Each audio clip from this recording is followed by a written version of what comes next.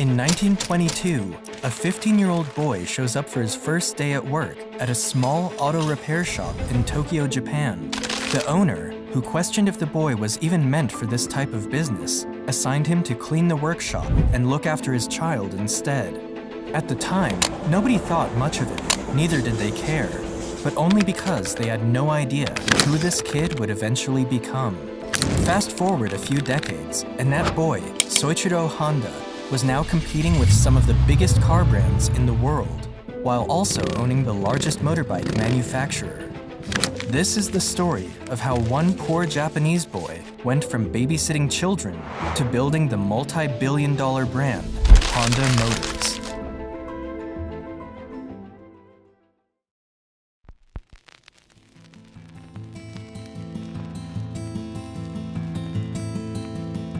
The story begins in 1906 in a small poverty-ridden village called Tenryu, Shizuoka, at the foot of Mount Fuji.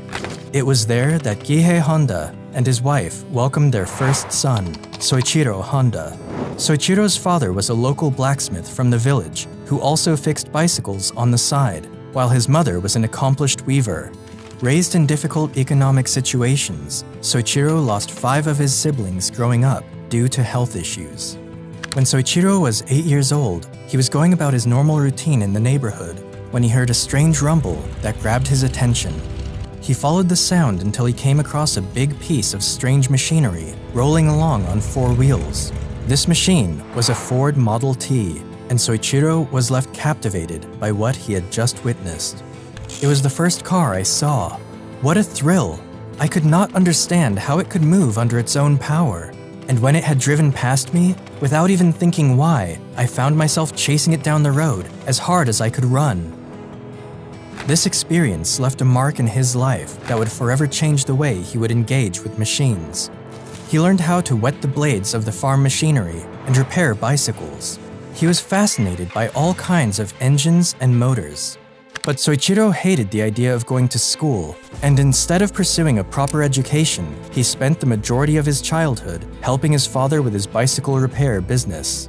His lack of interest in school affected his grades so terribly that he used some rubber that he found to forge his family's stamp on his grade reports.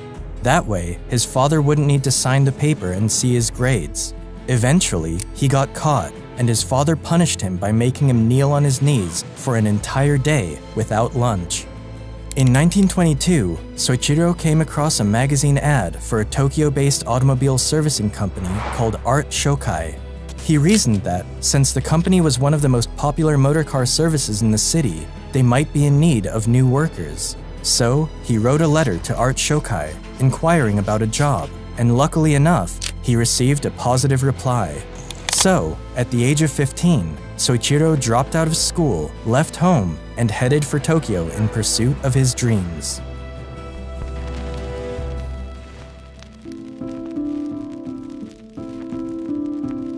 When Soichiro got to Tokyo, he was overwhelmed to see how fast and different city life was compared to the village he had come from.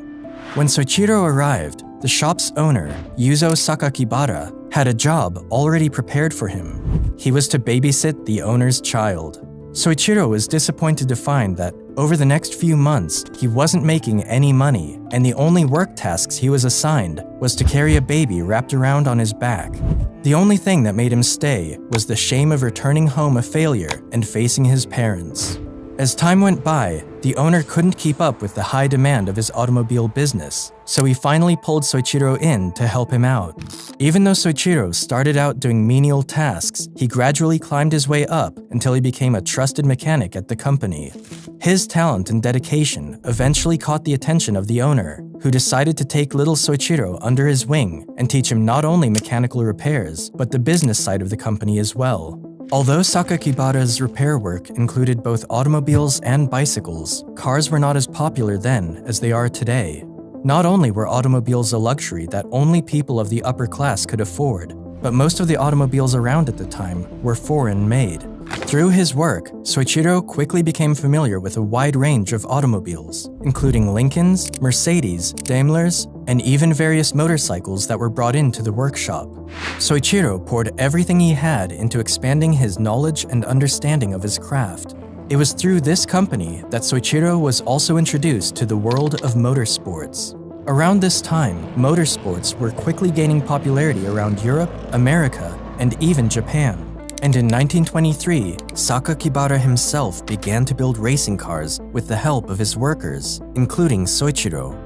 Their first model was the Art Daimler, built using a second-hand Daimler engine, and their second model was the Curtiss. The Curtiss was made using another second-hand engine from an American Curtiss biplane, placed on the chassis of another American car, the Mitchell. This car would go on to race in the 5th Japanese Motor Car Championship in 1924, taking a stunning first position, with Sakakibara's brother as driver and Soichiro as the accompanying engineer. It was a special experience for the 17-year-old boy, and from then on, motorsports became his religion.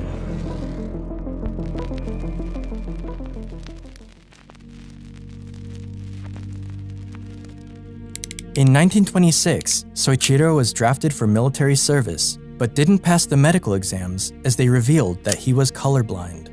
Thus, he was excused from the army and was able to keep working at Art Shokai. By 1928, Yuzo Sakakibara wanted to expand his business and decided to open a branch of Art Shokai in Hamamatsu. He believed there was no better man to leave in charge than his young apprentice, and at the age of 21, Soichiro was called upon to run the new branch. However, Soichiro's repair shop struggled during the first year, largely because people didn't want to entrust their cars with someone so new and so young. So, Soichiro had to live off the scraps that other repair shops cast aside. Still, the young man used all the knowledge and skill he had acquired over the years, and in time, he successfully managed to grow his business. By the 1930s, his new shop had grown from a one-man operation to a staff of 30 people. The branch grew at an incredible pace during the next few years, and with so much work to be done, Soichiro had to bring his wife in to help run the company. Even though Soichiro was known as a brilliant mechanic, he was also a prodigious racing driver, and this was another skill that helped him stand out from his peers. Inside his shop, Soichiro had built the Hamamatsu race car, in which he managed to set a new speed record by driving it up to 120 kilometers per hour, a record that stood for 20 years in Japan. However, racing at the time was far more dangerous than it is today, and in June 1936, Honda was involved in a serious crash while racing the Hamamatsu in the suburbs of Tokyo and almost died. Soichiro's left arm was fractured, his shoulder was dislocated, and his face was damaged. Despite spending a couple of months at the hospital nursing his injuries, Soichiro returned to the racetrack only 4 months later. His family, however, was unhappy with his return to racing, and after several arguments with his wife and father, Soichiro never raced again. By 1936, Honda became tired and weary of his repair work. He wanted to do more and was planning to move on to manufacturing car parts. He proposed turning the Art Shokai Hamamatsu branch into a separate company for this purpose, but the shareholders of the company disagreed with him. The investors saw that the current orders and workload from the repair shop were bringing in enough profit, and they didn't want to take a gamble on a venture they believed was unnecessary. So, Soichiro decided to open his own company to manufacture piston rings, and founded the Tokai Seiki Heavy Industry, and made one of his close friends, Shichiro Kato, the president of his company.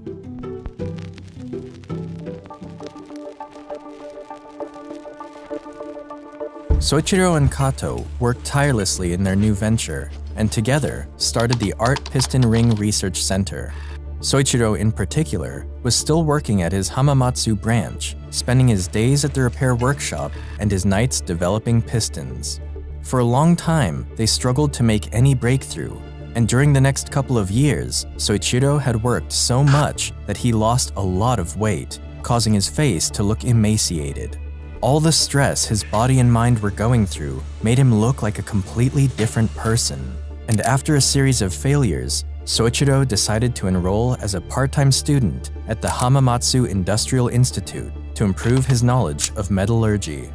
It wasn't until 1939 when Soichiro would finally create a successful working piston. Confident in his design, he quit his job at Art Shokai, handing the branch off to some of his trainees, and proceeded to work full-time at his new company. Honda began producing pistons day in and day out, but his creations were still flawed and nowhere near the quality they needed to be. Toyota contacted Soichiro to make pistons for the company, and out of the 50 he submitted, only 3 passed Toyota's standard. It was a big setback for Soichiro, but he didn't give up. He spent the next few years traveling around Japan, visiting steelmaking companies and universities to improve his knowledge of manufacturing piston rings. After gaining confidence in his knowledge and experience, Soichiro gave it another try. The result was incredible. Not only did his new pistons pass quality control, but orders also began to come in from all over the country, so much so that the company went on to employ around 2,000 people just to catch up with the orders.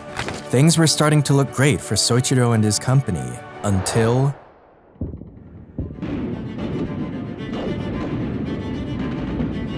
Japan joined the Pacific War in 1941, and Soichiro's company was placed under the direct command and control of the Ministry of Munitions. The following year, Toyota took over 45% of the company's equity, and Soichiro was downgraded from president to the position of senior managing director. Things went from bad to worse as many male employees began to resign as they were drafted for military service, and his company began to struggle. Soichiro did everything he could to keep his company afloat, but he wasn't ready for what was yet to come. In 1944, air raid sirens began to intensify in Japan, and it became very obvious that the country was headed towards defeat.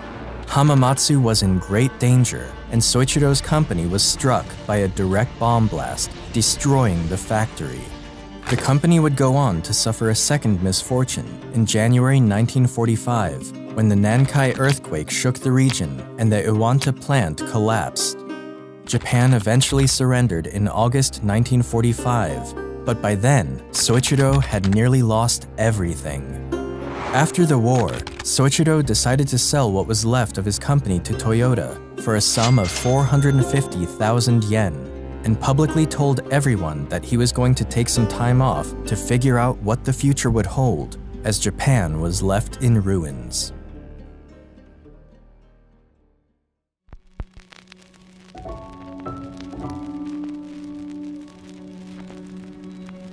A year after the war, the country experienced an economic meltdown that threatened the lives of its citizens.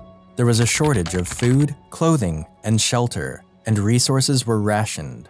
As a result, Soichiro couldn't even find enough gas to drive his car to the market and buy food for his family. One day, Soichiro came across a generator engine that belonged to the Japanese Imperial Army, which was used during the war to power up a wireless radio. He was fascinated with the engine, and after figuring out how it worked, a bright idea came to him. What would happen if he attached this engine to a bicycle? By no means was this a new invention. The practice of clipping a motor onto a bike was common in Europe, and a few of these had even made their way to Japan. But Soichiro knew the country was in desperate need of cheap transportation, and so, in 1946, Soichiro used his old warehouse to establish the Honda Technical Research Institute for the sole purpose of figuring out a way to make motorbikes. There, he and a staff of 12 men followed through with his idea and successfully managed to put together a motorbike using some engines he found along with other spare parts. These new bicycles instantly became a hit, and orders began to come in from different parts of the country. Soon enough, Soichiro was running out of used engines, so he decided to design and develop one of his own. In 1947, he finished the Type A engine, and for the very first time, the Honda name was emblazoned on a machine.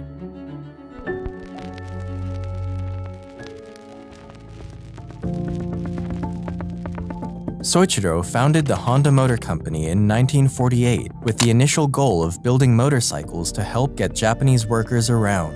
The only problem was, Soichiro needed more money to expand his production. So, he wrote an open letter to all 18,000 bicycle shop owners in Japan, telling them that he had thought of a solution to get Japan moving again. Out of the 18,000 stores he wrote, he received positive responses from 3,000 of them, and they provided him with the money he needed to start making his first shipments. A year later, the company produced its very first complete motorcycle, the Model D. Even though the Model D was a big achievement for Honda, it was too big and heavy. And because of this, only a few people bought the motorcycle. Soichiro wasn't satisfied with this, so he stripped down the motorbike and worked long hours to make another bike that was smaller and lighter. After 3 years of trial and error, he succeeded in building another motorcycle and named it the Super Cub. The Super Cub was an instant hit and became so successful that it won the Emperor's Prize. Honda also joined efforts with investor Takeo Fujisawa, who provided the capital he needed as well as financial and marketing strategies. This partnership became the foundation upon which the Honda Motor Company was built on. The Super Cub reached the United States in 1958 with a sticker price of just $295, which was a quarter of the price of what other American motorcycles cost. And thanks to the company's marketing and engineering skills, it soon outsold both Triumph and Harley-Davidson in their respective home markets. But by then, Soichiro had also expanded his motorcycle brand into the racing world. Racing at the time was more than a sport. It was the biggest platform for these manufacturing companies to showcase their cars and motorbikes to the rest of the world. So he traveled all over the world to see the races, studying and examining all the motorcycles of his competitors. In fact, throughout his career on the track, whenever a benchmark was set by one of his competitors, Honda would take this information home and strive to surpass it. It was this attitude that took Honda motorcycles from an awful and disappointing finish at their first international race in 1954 to the manufacturer's team prize at the 1959 Isle of Man TT, the biggest motorcycle race in the world. 2 years later, Honda would win again at the Isle of Man TT, and his success on the racetrack put the Honda name on the map. By the 1960s, Honda had become the biggest motorcycle company in the world. After the release of the Honda Dream in 1949, they had produced a total of 10 million motorcycles by 1968. However, becoming the biggest motorcycle company wasn't enough for Soichiro. There was another big dream he'd been chasing since he was 8 years old, and it was none other than entering the car-making industry.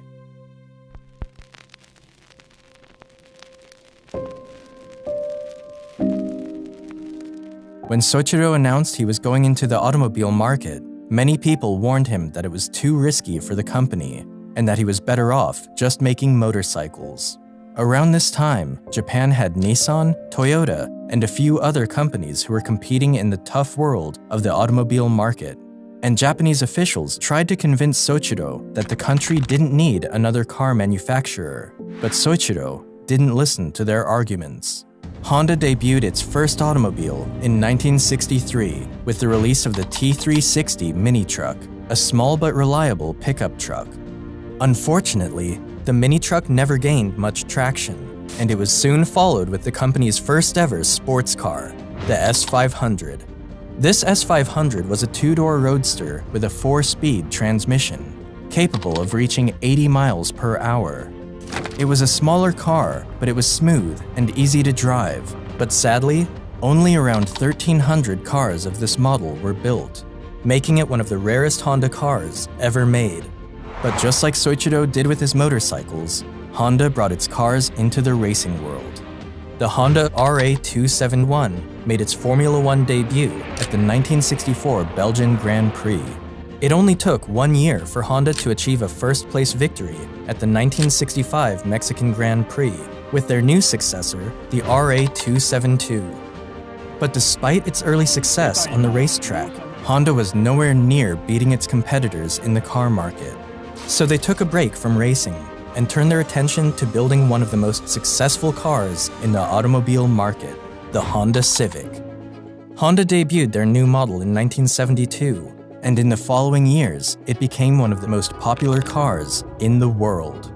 One of the reasons for its success, especially in European and American markets, was due to the oil crisis of the 1970s. During this period, shortages of fuel spread all over the world. And to tackle this, Soichiro devised a brand new method for fuel management called the compound vortex controlled combustion. or CVCC for short. This allowed people to travel further distances with their car without burning too much fuel. The Honda Civic also tackled the pollution problem caused by exhaust gases by adding a catalytic converter to its vehicles, something that other big automakers didn't consider as much at the time. And just like that, Honda was rapidly becoming popular in the automobile market. Even though Americans might have bought the Civic out of necessity, it was the Honda Accord that really changed the game.